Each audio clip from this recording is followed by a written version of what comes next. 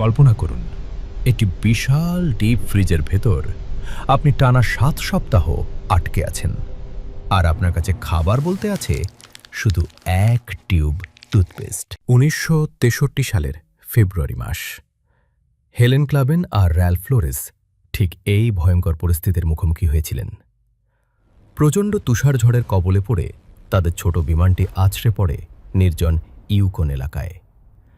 তারা শুধু দুর্ঘটনার শিকারী হননি, তারা এমন এক জায়গায় হারিয়ে গিয়েছিলেন যেখানে তাপমাত্রা হিমাঙ্কের নিচে ৪০ ডিগ্রি পর্যন্ত নেমে যেত। হেলেনের হাত আর পায়ের হাড় ভেঙে গিয়েছিল, আর র্যালফের পাঁজরের হাড় ফেটে গিয়েছিল। তাদের কাছে কোনো শীতের বিশেষ পোশাক ছিল না, ছিল না কোনো খাবার বা সাহায্যের জন্য কাউকে ডাকার উপায়। টানা ৪৯ দিন তারা একটি পাতলা পলিথিনের নিচে একে অপরকে জড়িয়ে ধরে বেঁচে থাকার চেষ্টা করেছেন।